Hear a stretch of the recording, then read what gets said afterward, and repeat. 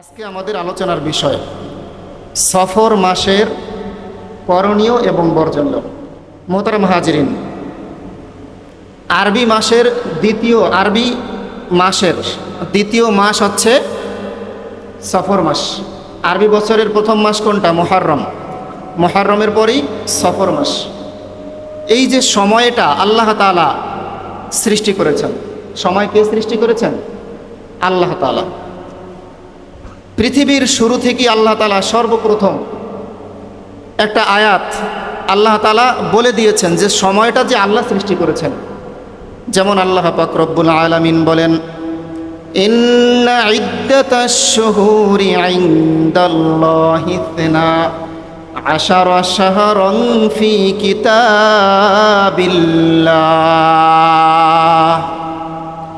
ইন্না মানে অবশ্যই, ইদ্দাতাশ শুহুর গণনার দিক থেকে আল্লাহ তাআলার কাছে মাস হচ্ছে আশারা শাহরা 12টি মাস। কয়টি মাস? কখন থেকে? পৃথিবীর শুরু থেকে। তাহলে 12 মাসের জায়গায় 13 মাস করার ক্ষমতা কোনো মানুষের আছে? তার মানে এই সময়টা সৃষ্টি করেছেন কে? আল্লাহ তাআলা। এই আয়াতের মধ্যে আল্লাহ তাআলা আবার বলেছেন, এর মধ্যে মিনহা আরবাআতুন হুরুম, এই 12টা মাসের মধ্যে 4টা মাস হচ্ছে আল্লাহ তাআলার কাছে সর্বশ্রেষ্ঠ এবং সম্মানিত মাস। কোন কোন মাস? এই জিলকদ, জিলহজ, মুহররম, আর একটা আছে রজব মাস। তাহলে আমরা এই আয়াত থেকে কি পাইলাম? 12টি মাস সৃষ্টি করেছেন আল্লাহ তাআলা। এর মধ্যে 4টা মাস আল্লাহ তাআলা বিশেষভাবে সম্মানিত করেছেন, জিলকদ, জিলহজ, মুহররম, আর একটা হচ্ছে রজব মাস। বলতে পারেন রমজান মাসের অবস্থা কি হবে? তাহলে রমজান হচ্ছে সর্বশ্রেষ্ঠ মাস।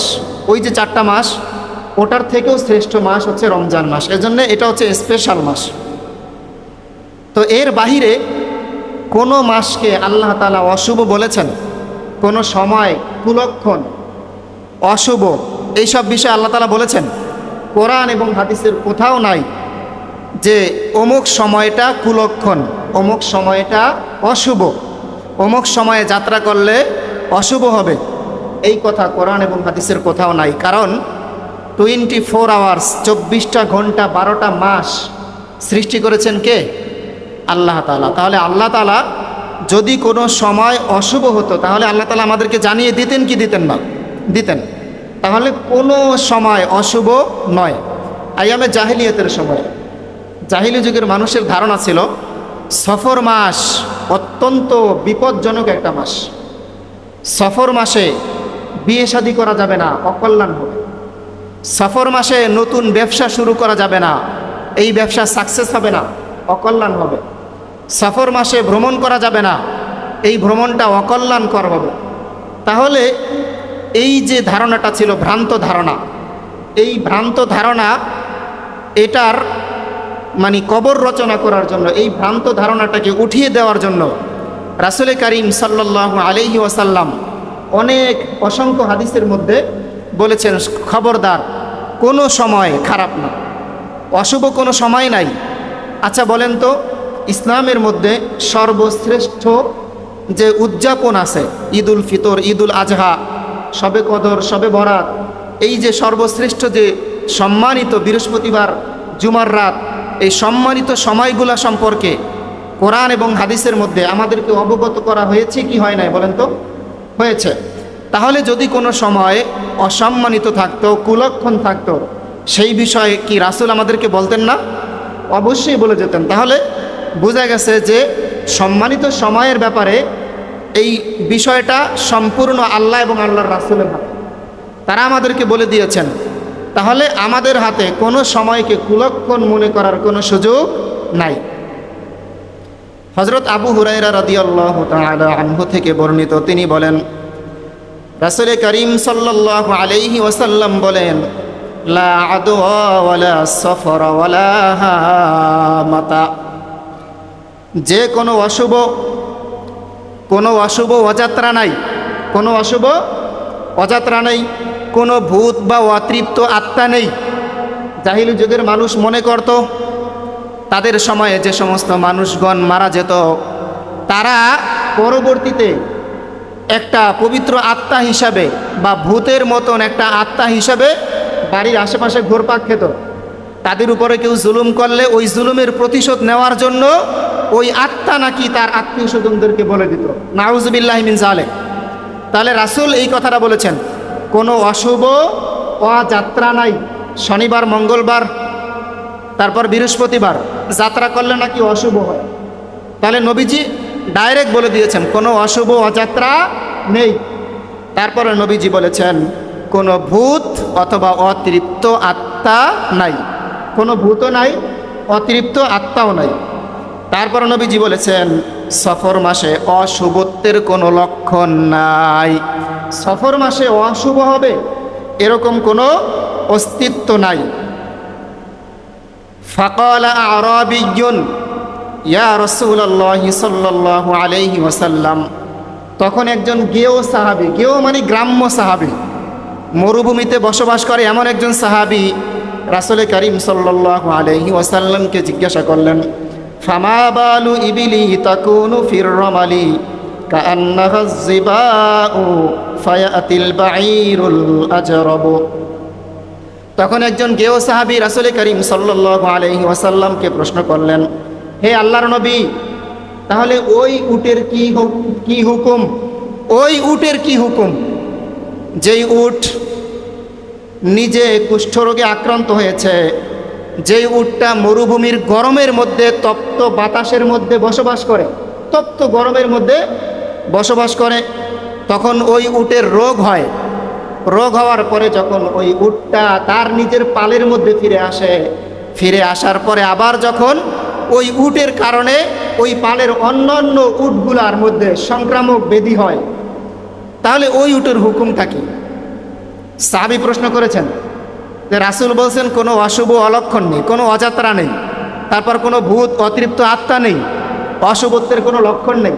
এই সাহাবী প্রশ্ন করলো তাহলে ওই উটের কি হুকুম যেই উটটা মরুভূমির তপ্ত বাতাসের মধ্যে বসবাস করে বা বালুর মধ্যে, তারপরে সে তার ঘাড়ের মধ্যে রোগ হয়, এরপর সে যখন পালের মধ্যে ফিরে আসে, ফিরে আসার পরে ওই পালের অন্যান্য উটগুলার মধ্যে যে এই রোগগুলা ছড়ায়, এই উটের কি হুকুম?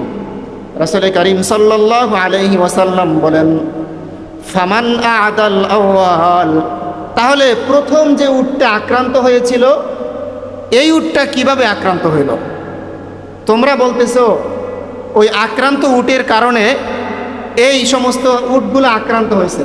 এবার নবীজি প্রশ্ন করলেন তাহলে প্রথম উটটা কিভাবে আক্রান্ত হলো? একটু চিন্তা করে দেখেন। এই যে কোভিড-19 সময়, করোনা ভাইরাসের সময়, আমরা অনেক সময় মনে করেছি একজনের মাধ্যমে আর একজনের মধ্যে সংক্রামক ব্যাধি ছড়ায়, এটা আমরা মনে করেছি না? কিন্তু এই হাদিসের দিকে তাকাইলে দেখা যায় যে তাহলে প্রথম যার উপরে করোনা ভাইরাস আসছে সে ব্যক্তি কিভাবে আক্রান্ত হয়েছে। এরপরে আরেকটা হাদিসের মধ্যে রাসূল করিম সাল্লাল্লাহু আলাইহি ওয়াসাল্লাম বলেন, আন আবি হুরায়রা রাদিয়াল্লাহু তাআলা আনহু قال قال رسول الله صلى الله عليه وسلم فر من المظلوم فرارك من الأسد। তোমরা কুষ্ঠ রোগী থেকে এমনভাবে পলায়ন করো যেমনভাবে তোমরা সিংহ থেকে পলায়ন করো। তাহলে আগের হাদিসে নবীজি বলেছেন কোনো ভূত বা অতৃপ্ত আত্মা নেই, কোনো অশুভত্বের লক্ষণ নাই, কোনো সংক্রামক ব্যাধি নাই। এই হাদিসের মধ্যে আবার নবীজি নিজেই বললেন তোমরা কুষ্ঠ রোগী থেকে এমনভাবে পলায়ন করো যেমনভাবে তোমরা সিংহ দেখে পলায়ন করো। তাহলে এই দুইটা হাদিসের মধ্যে সংঘর্ষ হইল না? নবীজি বলছেন কোনো সংক্রামক ব্যাধি নাই, আবার নবীজি বলছেন তোমরা কুষ্ঠ রোগী থেকে পলায়ন করো যেমনভাবে তোমরা সিংহ দেখে পলায়ন করো।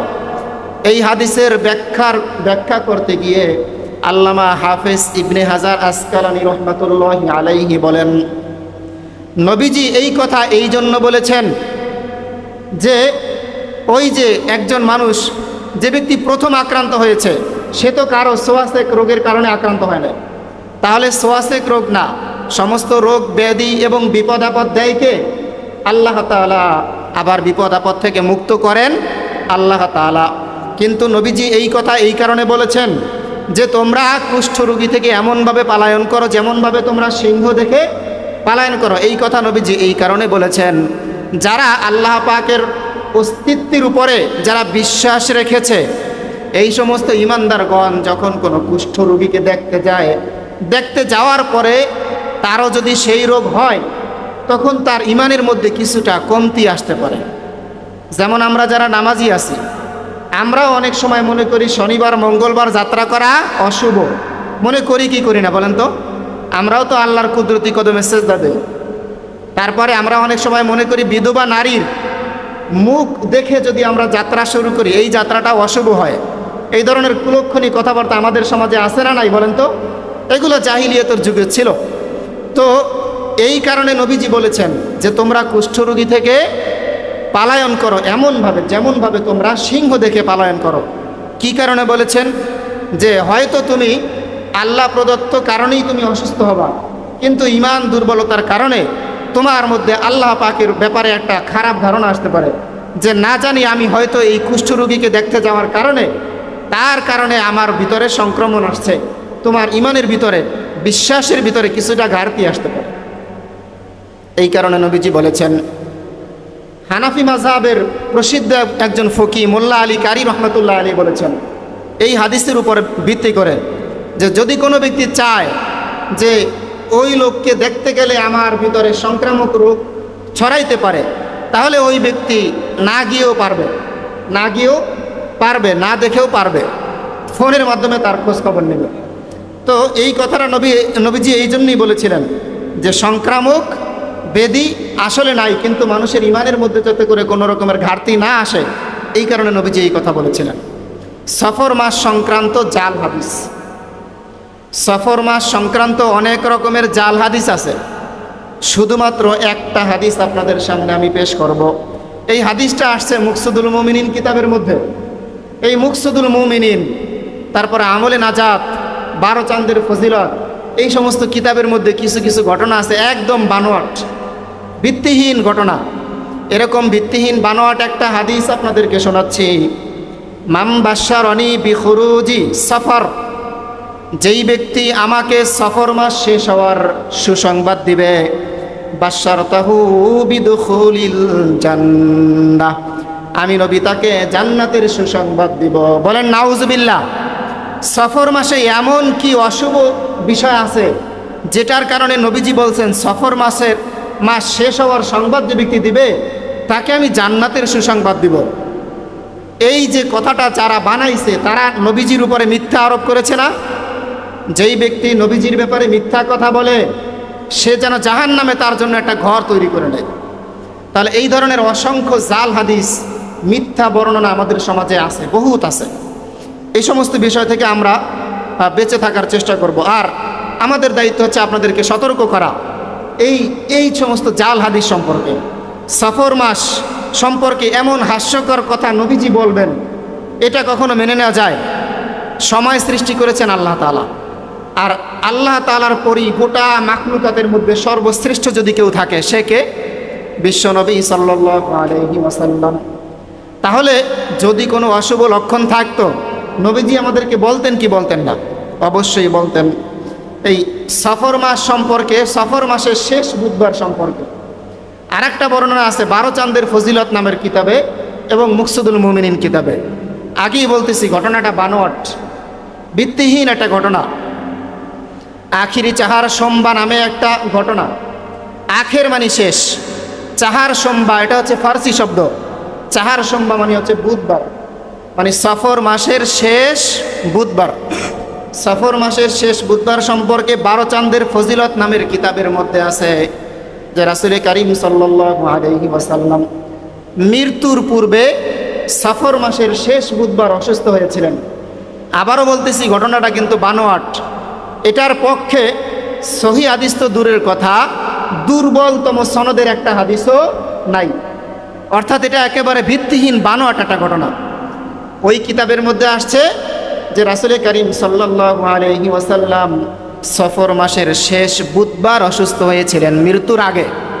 অসুস্থ হওয়ার পরে নবীজি এতটাই অসুস্থ ছিলেন যে তিনি উঠে দাঁড়াতে পারতেন না, মসজিদে গিয়ে নামাজের জামাতে শরীক হইতে পারতেন না। এরপরে নবীজি কিছুদিন পরে আবার সুস্থ হলেন। সুস্থ হওয়ার পরে নবীজি সাল্লাল্লাহু আলাইহি ওয়াসাল্লাম গোসল করলেন। গোসল করার পরে খাবার দাবার খেলেন। এরপরে নবীজি মসজিদে নববীতে গিয়ে নামাজের ইমামতি করলেন। নবীজির উপস্থিতিতে, নবীজির ইমামতি পেয়ে সাহাবায়ে কেরাম এতটাই খুশি হলেন, হযরত আবু বকর সিদ্দিক রাদিয়াল্লাহু তাআলা আনহু ৭,০০০ দিনার দান করে দিলেন। তারপরে ওমর রাদিয়াল্লাহু তাআলা আনহু ৫,০০০ দিনার দান করলেন। তারপরে ওসমান রাদিয়াল্লাহু তাআলা আনহু ১০,০০০ দিনার দান করলেন। এরপরে আলী রাদিয়াল্লাহু তাআলা আনহু ৩,০০০ দিনার দান করলেন। আব্দুর রহমান ইবনে আউফ রাদিয়াল্লাহু তাআলা আনহু তিনি নাকি ১০০ উট এবং ১০০ দুম্বা, না জানি ১০০ ঘোড়া দান করলেন। এটা একটা বানোয়াট ভিত্তিহীন ঘটনা, যে এই ঘটনাটা ওই মুকসুদুল মুমিনিন এবং আমলের এই আপনার ১২ চাঁদের ফজিলত নামের কিতাবে আসছে। আচ্ছা, সাহাবায়ে কেরাম নবীজি সাল্লাল্লাহু আলাইহি ওয়াসাল্লামকে নিজের জীবনের চেয়েও বেশি ভালোবাসতেন কিনা বলেন তো? আপনি আমি যা ভালোবাসি এটা তো কোনো কাতারেই পড়ে না। সাহাবায়ে কেরাম নিজের জীবনের চেয়ে তো বেশি ভালোবাসতেন নবীজিকে। কারণ নবীজি সাল্লাল্লাহু আলাইহি ওয়াসাল্লাম বলেন, লা ইউমিনু আহাদুকুম হাত্তা আকুনা আহাব্বা ইলাইহি মিন ওয়ালিদিহি ওয়া ওয়ালাদিহি ওয়ান নাসি আজমাইন। ততক্ষণ পর্যন্ত একজন মুমিন প্রকৃত মুমিন হতে পারবে না, পূর্ণ ইমানদার হতে পারবে না, যতক্ষণ পর্যন্ত নিজের সন্তান সন্ততি, স্ত্রী পুত্র এবং ধন সম্পদ, গোটা দুনিয়ার বুকের মধ্যে যত রকমের নাজ নেয়ামত আছে, সকল নাজ নেয়ামতের চাইতেও নবীজিকে যতক্ষণ পর্যন্ত বেশি ভালো না বাসবে, ততক্ষণ পর্যন্ত একজন মুমিন প্রকৃত মুমিন হতে পারবে না। তাহলে সাহাবায়ে কেরাম রিদওয়ানুল্লাহ তাআলা আলাইহিম আজমাইন তারা নিজের জীবনের তুলনায় বেশি ভালোবাসতেন নবীজিকে। এটা অবশ্যই তারা ভালোবাসতেন। আর সেই নবীজি যদি সুস্থ হয়ে যান, তাহলে নবীজির সুস্থতায় সাহাবায়ে কেরাম অবশ্যই খুশি হবেন, এটাও স্বাভাবিক কথা, তারা তো অবশ্যই খুশি হবেন। কিন্তু এই যে ঘটনাটা আপনাদেরকে শোনাইলাম, হযরত আবু বকর রাদিয়াল্লাহু তাআলা আনহু খুশির চোটে ৭,০০০ দিনার দান করলেন, ওমর রাদিয়াল্লাহু তাআলা আনহু ৫,০০০, তারপরে উসমান রাদিয়াল্লাহু তাআলা আনহু ১০,০০০, আলী রাদিয়াল্লাহু তাআলা আনহু ৩,০০০, আব্দুর রহমান ইবনে আউফ রাদিয়াল্লাহু তাআলা আনহু ১০০ উট এবং ১০০ ঘোড়া দান করলেন। এই যে চমৎকার একটা ঘটনা, এটা কি হাদিসের মধ্যে আসতো না? আপনি আমি জানতাম না?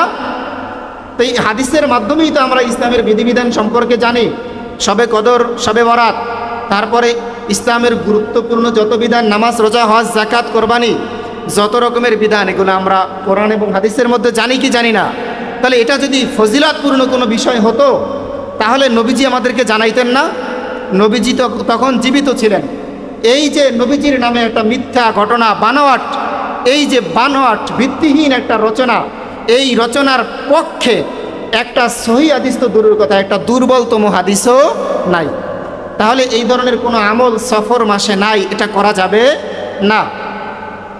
রাসূল করিম সাল্লাল্লাহু আলাইহি ওয়াসাল্লাম বলেন, মান আহদাসা ফি আমরিনা হাযা মা লাইসা মিনহু ফাহুয়া রাদ্দুন। যেই ব্যক্তি আমাকে অথবা আমাদের এই দিনের উপরে কোনো নতুন কিছু আবিষ্কার করলো, নতুন কিছু আবিষ্কার করলো অথবা চালু করলো, অন্তর্ভুক্ত করলো, সেটা হচ্ছে প্রত্যাখ্যাত। এই ঘোষণা দিয়েছেন কে? নবীজি। দিনের মধ্যে নতুন কিছু আবিষ্কার করা যাবে না। রাসূল করিম সাল্লাল্লাহু আলাইহি ওয়াসাল্লাম আবার বললেন, কুল্লু বিদআতিন দালালাহ ওয়া কুল্লু দালালাতিন ফিন্নার। ইসলামের মধ্যে নতুন যা কিছু আপনি আনবেন, ইসলামের বিধিবিধান সব কিছুই শরীয়ত প্রণেতা মুহাম্মদুর রাসূলুল্লাহ সাল্লাল্লাহু আলাইহি ওয়াসাল্লাম আমাদেরকে জানিয়ে দিয়েছিলেন কিনা বলেন? সব কিছুই জানিয়ে দিয়েছেন। আল্লাহ পাকের আদেশ কোনটা, নিষেধ কোনটা, ইসলামে জায়েজ কোনটা, না জায়েজ কোনটা, হালাল কোনটা, হারাম কোনটা, নবীজি আমাদেরকে জানিয়ে দিয়েছেন কিনা? তাহলে নবীজির সুস্থতার খবরে এই যে সাহাবায়ে কেরাম আনন্দ উল্লাস প্রকাশ করেছেন, তার পরবর্তী যুগের তাবেঈগণ আনন্দ প্রকাশ করেছেন, এগুলো আছে ভিত্তিহীন বানোয়াট কিচ্ছা কাহিনী। যদি নবীজির সুস্থতার খবরে আনন্দ প্রকাশ করা সওয়াবের কাজ হতো, তাহলে সাহাবায়ে কেরাম এটা করতেন কি করতেন না? করতেন। নবীজিও এটার ব্যাপারে আমাদেরকে আদেশ দিতেন। আহার একটু চিন্তা করে দেখেন, নবীজির জীবনে কতটা হৃদয় বিদারক ঘটনা ঘটেছে। তায়েফের ময়দানে নবীজি রক্তাক্ত হয়েছেন পাথরের আঘাতে, তারপরে বদরের যুদ্ধে নবীজি রক্তাক্ত হয়েছেন, উহুদের যুদ্ধে নবীজির দান মোবারক শহীদ হয়েছে। এই ঘটনাগুলো এখনও মুসলমানদের হৃদয়ে ক্ষতবিক্ষত হয়, মুসলমানদের হৃদয়টা একেবারে জর্জরিত হয়ে যায় এই দুঃখের কারণে। কিন্তু তারপরেও এই নবীজির ব্যাপারে মৃত্যু দিবস, নবীজি যেদিন মারা গেছে মৃত্যু দিবস পালন করা জায়েজ আছে নাকি জায়েজ নাই? জায়েজ নাই। যদি জায়েজ থাকতো তাহলে সাহাবায়ে কেরাম সেটা পালন করতেন কি করতেন না? করতেন। তাহলে আখিরি চাহার সোমবার, এই যে এই সফর মাসের শেষ বুধবার একটা বিশেষ গুরুত্বপূর্ণ দিন। এই ব্যাপারে এই যে সমস্ত বর্ণনাগুলো আছে এগুলো হচ্ছে ভিত্তিহীন বানোয়াট। আর একটা হচ্ছে সফর মাসটা অশুভ, এই বিষয়টা হচ্ছে ভিত্তিহীন বানোয়াট। কোনো অশুভ অযাত্রা নেই, কোনো ভূত বা অতৃপ্ত আত্মা নেই, তারপরে হচ্ছে কোনো সংক্রামক ব্যাধি নাই। এই কথাগুলো জানিয়ে দিয়েছেন বিশ্বনবী সাল্লাল্লাহু আলাইহি ওয়াসাল্লাম। নবীজি সাল্লাল্লাহু আলাইহি ওয়াসাল্লামের চরিত্রের ব্যাপারে আল্লাহ পাক রব্বুল আলামিন কোরআনুল কারীমের মধ্যে ঘোষণা দিয়েছেন, লাকাদ কানা লাকুম ফি রাসূলিল্লাহি উসওয়াতুন হাসানাহ। আমি তোমাদের জন্য রাসূলে কারীম সাল্লাল্লাহু আলাইহি ওয়াসাল্লামের মধ্যে রেখেছি উত্তম আদর্শ।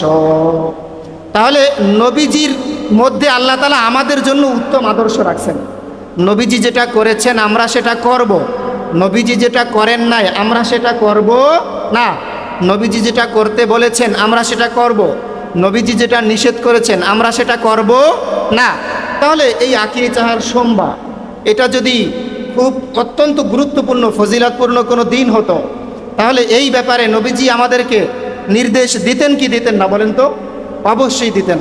তাহলে আখিরি চাহার সোমবার মানে সফর মাসের শেষ বুধবার অত্যন্ত ফজিলতপূর্ণ দিন। এই দিনে 2 রাকাত সালাত পড়লে অমুক অমুক অমুক বিপদ থেকে আল্লাহ তাআলা রক্ষা করবেন, এই ধরনের কোনো কথা কোরআন এবং হাদিসের দ্বারা প্রমাণিত নয়। আর সফর মাসটা অশুভ এই বিষয়ে কোনো রকমের প্রমাণ কোরআন এবং হাদিসের মধ্যে নাই। এজন্য নবীজি বলেছেন, যেহেতু জাহিলি যুগের মানুষ মনে করত সফর মাসটা অশুভ, এই মাসে বিবাহ শাদী করা এটা অশুভের লক্ষণ, তারপরে যাত্রা করা অশুভ হবে, ব্যবসা বাণিজ্য অশুভ হবে, এজন্য নবীজি বলেছেন তোমরা বেশি বেশি সফর মাসে বিবাহ। কারণ ওই যে তাদের ভ্রান্ত ধারণা, এই ধারণাটাকে ভেঙে দেওয়ার জন্য নবীজি এই নির্দেশ দিয়েছিলেন। তাহলে দোকান খোলার পরে সর্বপ্রথম বাকিতে বিক্রি করা অশুভ, এটাও একটা ভ্রান্ত ধারণা, ভ্রান্ত আকিদা। তারপরে বিধবা নারীর মুখ দেখে যাত্রা করা, এটাও ভ্রান্ত ধারণা, ভ্রান্ত আকিদা। তারপরে শনিবার মঙ্গলবার যাত্রা করা ভ্রান্ত ধারণা, ভ্রান্ত আকিদা। এই সমস্ত ভ্রান্ত আকিদা থেকে আল্লাহ তাআলা আমাদের সকলকে হেফাজত করুক এবং সফর মাস সহ সকল মাস উত্তম এবং পবিত্র এই ঘোষণা দিয়েছেন আল্লাহ তাআলা। যদি কোনো মাস হারাম হতো সেই ঘোষণা দিবে আল্লাহ তাআলা, কোনো সময় যদি নিকৃষ্ট হতো সেই ঘোষণা দিবে আল্লাহ তাআলা এবং আল্লাহর রাসূল। তাহলে আমরা শরীয়তের মধ্যে কোনো কিছু বাড়াইতেও পারবো না, কমাইতেও পারবো না। রব্বে কারীম আমাদের সকলকে এই সফর মাস সংক্রান্ত সকল বেদাত এবং কুসংস্কার থেকে বেঁচে থাকার তৌফিক দান করুক। সকলে বলি আমিন।